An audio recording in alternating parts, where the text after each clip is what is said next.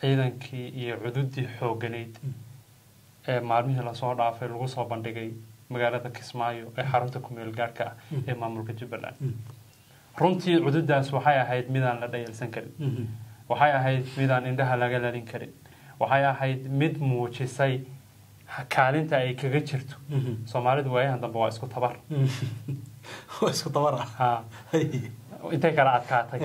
oo isku silacday oo isku rafaaday iyo nin waliba meel ka qorinayaan ha iyo nin waliba meel ka booteeya xaasa ugu ayaan daran qolan Soomaaliland intii ay ku booteynayeen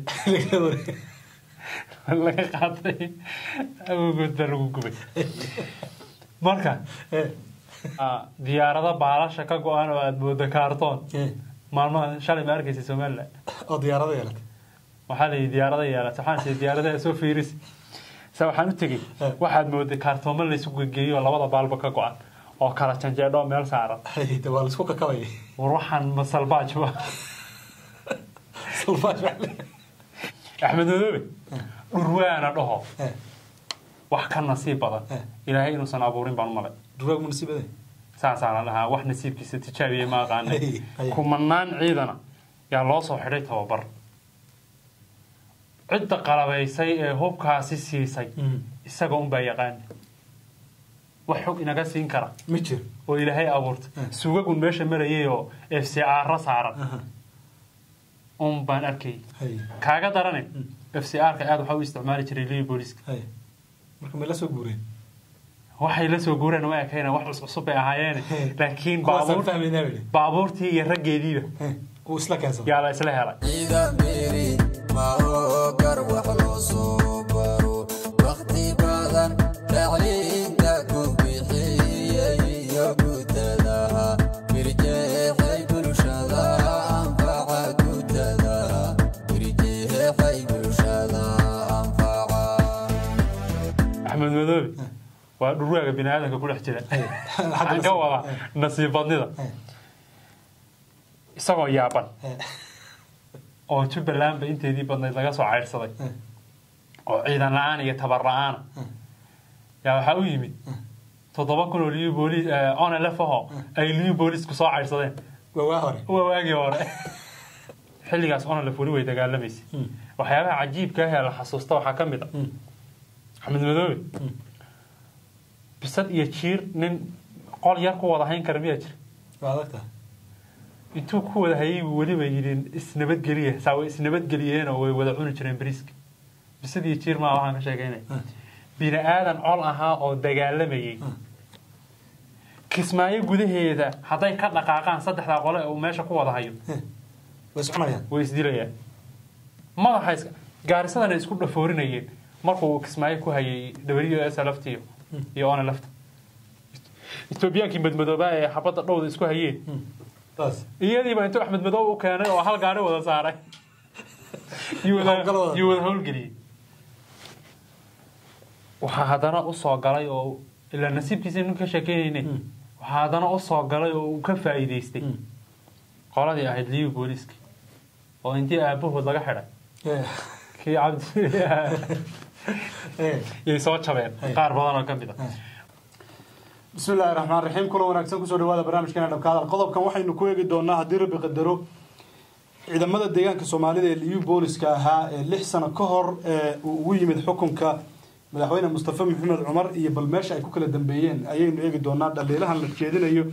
shalay waxa la socoteen in magaalada Kismaayo lagu soo bandhigay ciidamo cusub oo halkaasi ku qalin jabiyay kuwaas oo ragga baraha bulshada sawiradooda la wareejinaya qaar kamid ah yihiin raggii deegaanka Soomaalida ciidanka ka ahaa markii hore waxa ila jooga Guleed Ibrahim Alfi Guleedow liibi booliska daayna waa taabatay qodobkii hore markaan ku jiray waxa tiri waa la kala fadilay maxaad la jeedaa aad baa mahadsan tahay Nuuro ma maqashay rag cadaalad waaye sidii cawsha kala yaa ma jirto cadaalad kama soo hadho ama ciidan ha noqdaan ama shacab ha noqdaan ama waxay dooniba ha noqdaan dadku haday cadaalad waayaan way kala firxadaan waan u tagi doonaa oo si fiican baan u dul istaagi doonaa laakiin waxaan rabaa inaan ku horeeyo maxay ahaayeen ciidankii iyo cududii xooganeyd maalmihii lasoo dhaafay lagu soo bandhigay magaalada Kismaayo ee xarunta ku meel gaarka ah ee maamulka Jubbaland runtii cududaas waxay ahayd midaan la dhayalsan karin waxay ahayd midaan indhaha laga lalin karin waxay ahayd mid muujisay kaalinta ay kaga jirto Soomaalidu waayahan dambe waa isku tabar ha intay kala adkaatay oo isku silacday oo isku rafaaday iyo nin wala meel ka qorinayaan ha iyo nin waliba meel ka booteeya haase ugu ayaan daran qolada Soomaaliland intii ay ku booteynayeen laga qaatay awood baa lagu gubay marka nin waliba in yar oo ku booteeyo haystaa qaar baa kaarayaal aan istaarmin baabuur soo saara oo meelaha marmariya qaar baa diyaarada baalasha ka go'an oo aad moodo kaartoon maalmaha shalay ma arkaysa Soomaaliland oo diyaarada yeelatay waxaa la diyaarada yeelatay waxaan si diyaarada soo fiiris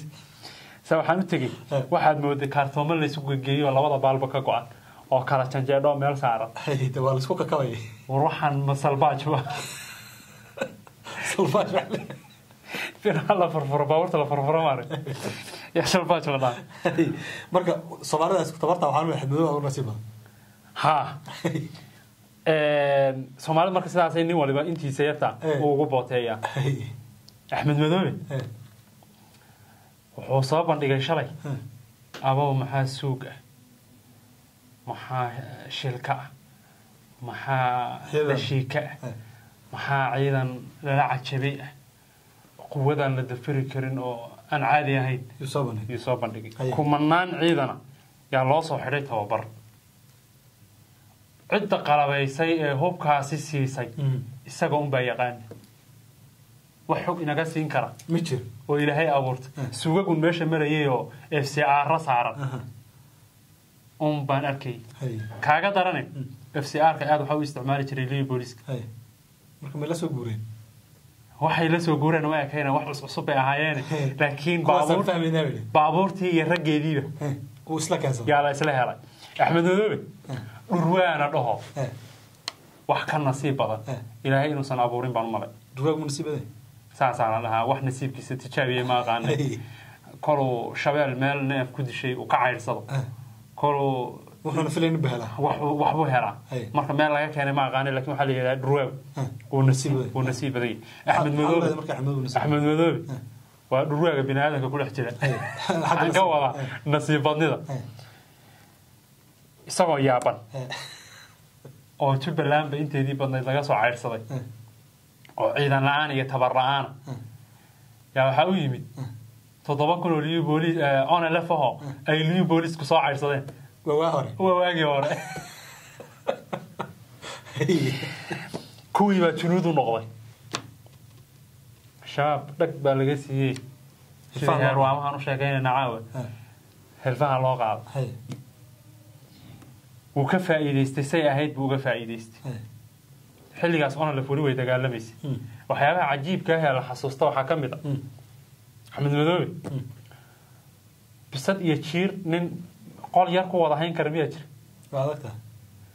intuu ku wada hayay waliba yidin isnabadgeliye saawa isnabadgeliyeen oo way wada cuni jireen bariiska bisad iyo jiir ma waxaan ka sheegaynay bini'aadan col ahaa oo dagaalamayay ataxaadku waa kii xarooday 2010 Ethiopia u tagay UWS ha ona la fiyo ataxaadkaas col bay ahaayeen Ethiopia iyo ona lafna col bay ahaayeen wuxuu Kismaayo isugu keenay mid tacaad nafta horayaashii raamaha lahaa ee ona lafta ahaa oo hebel loo garanay oo hebel hadda way joogaan qaar baa jooga wixii kaale xaga ka timaaday nafti horan soo ahaa halkaas aan ka imid oo qoriga beelka mushaharkaana qaabo halka ku gal ciidanka ay hogaami kulligii waxa uu imaaday liiga booliis markaa ma imanine waxa uu yimid ataxaad saxiix ikhwaani aduna gaal soo hawlaha soo qaado qoriga soo qaado aadna iyaga ku faylisaga ha am xaramed madow baa timaaday oo tii militariga ahayd uu soo kaxeeyay wuxuu yiri halkan ii degay jaamacadda Kismaayo u degay Kismaayo gudaheeda haday ka dhaqaaqaan saddexda qole oo meesha ku wada hayo way isdilayaan madaxa gaarisadana isku dhafoorinayeen markuu kismaayo ku hayay WSLFT iyo ona lafta Ethiopiankii madmadooba ee xabada dhowda isku hayeen waaye u dhawaan kismaayo tagay nin aan saaxiib nahay oo ona lafti hora yaan ku iri oo ciidanka markaa Jubbaland yaan ku iriniyo maxaa dareentaa markaa amxaaradii madmadoobeed ee dagaalameyseen ay ka saarba aad meel isugu tagtaan xuri mar baan hawlgal isu raacnay saaqolba aanu is ogeyn yaa waxaan arkayaa ku farganahay ilaa inta iyadan buu iska ilaalin jiray waa saas iyadii baa inta Axmed Madow u keenay oo hal gaari wada saaray yuu hawlgeliyay markii taa laga yimaado aan laftaa iyo sheekadeediina laga yimaado maanta waxa hadana u soo galay oo ilaa nasiibkiisa inuu ka sheekeynay waxa hadana u soo galay oo uu ka faa'iideystay qoladii ahayd liiga booliska oo intii aabahood laga xiray kii cabdi ay soo jabeen qaar badan oo kamid ah waliba qaar badan oo kamidana way cadaalad waayeen yani ku bilaabayay rag cadaalad waayay sida cawsha kala yaaci waa loo kala yaxday intii loo kala yaxdo la yiri meher hebel baa tahay adigu dambiilaad adiguna meher hebel baa tahay kaale halkan soo fadhiiso waliba xil baa loo dhiibay waa laba nin oo isku darajo ah waa laba nin oo isku ciidan waa laba nin oo isku xitaa waxa laga yaabaa inay isku deegaan ka hawlgalayeen oo is xukumeen kii la xukumay yaa dambiile ah kii xukumay amarka bixinayeen heer hebel buu noqday oo waxa la yiri kaala adigu kaama maaranay iska joog cadaalad darradaas ku dhacday ciidankii liiga booliska ee waa ahaa quwadda geeska Afrika orodka xabada ku gali jiray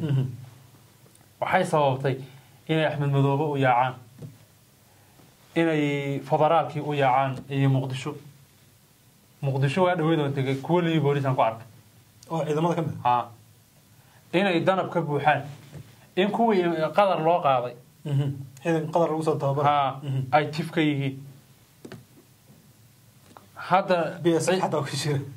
bagaro waxa taa waa tageen ragaas soo farxaday ee Axmed Madow intoodii ugu badnayd uu ka faa'iideystay cadaalad darro horta ka soo cararay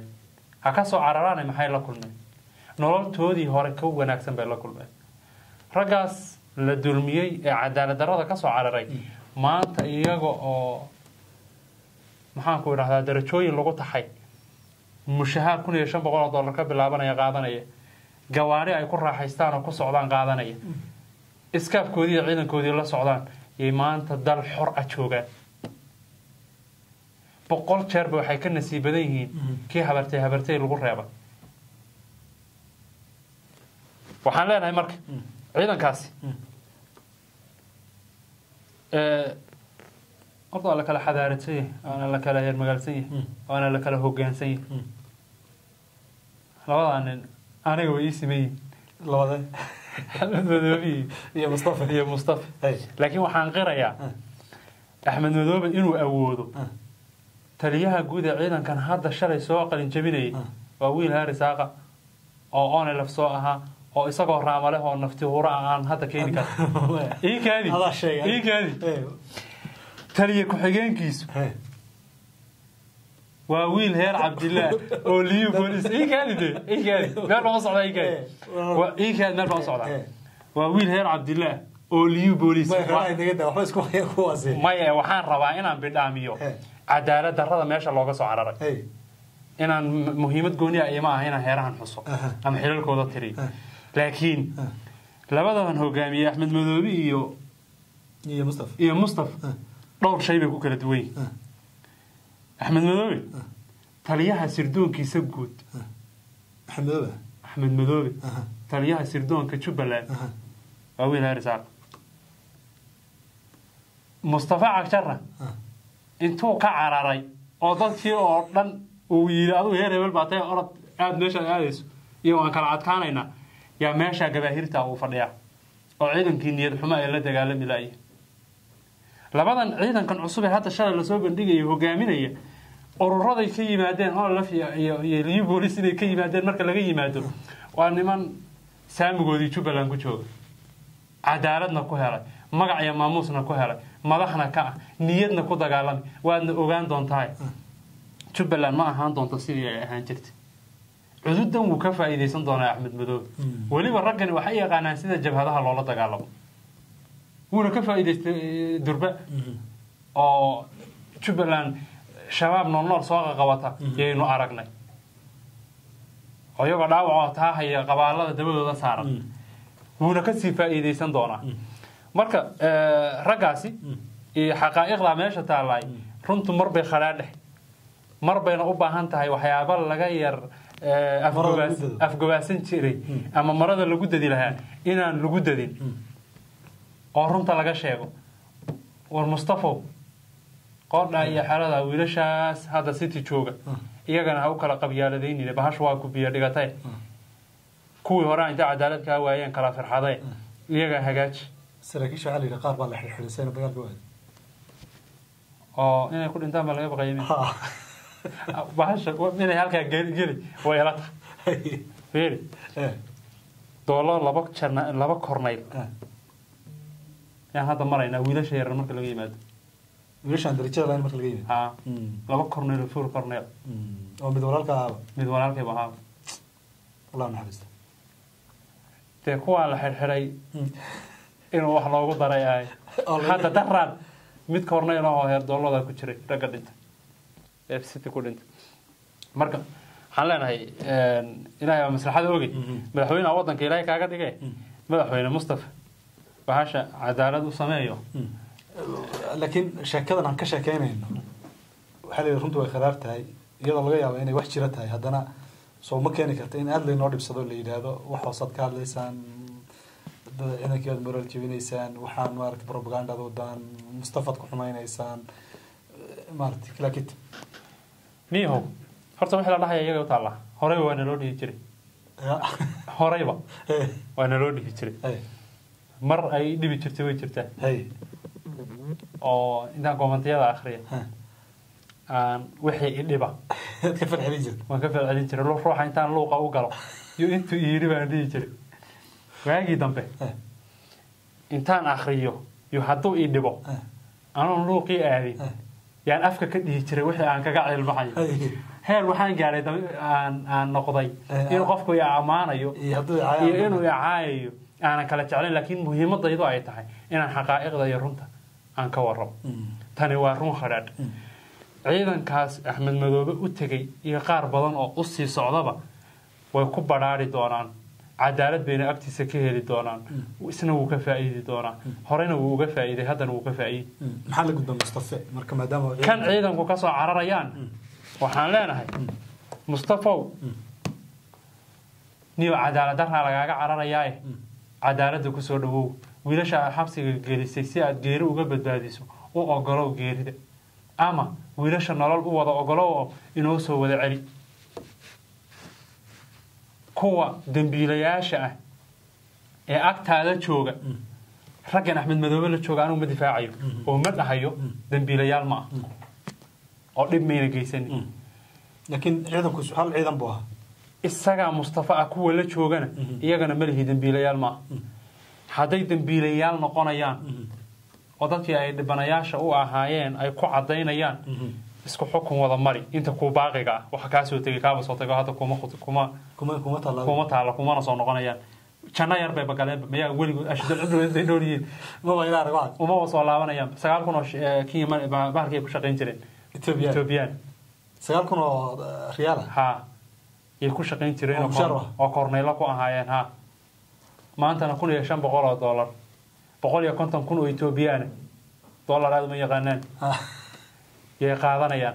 baabuur cadcad farayaashooda lagu wareeji nin walibana kun wiil buu hogaaminayaa oo shalaqay wixii waa laga yimid waa gaashaan la yaar sare waxa qurungeedii baa looga yimid iyo daafideedii marka waxaan ku soo gabagabayn lahaa wariyo cadaaladda ku soo dhawow oo ragaas hada inta kugu baaqiga oo cadaalad samee Axmed Madoobe waxaan leenahay waa nasiib badan tahay raga ka faa'iideyso oo bu'aale ku qabo oo hore aad buu maasay saaxiibka gulada intaas ku soo gabagabaynayna qodobkan intaynu markale kulmi doono sidaas iyo nabadgelyo wasalaamu calaykum waraxmatullaahi wabarakaatu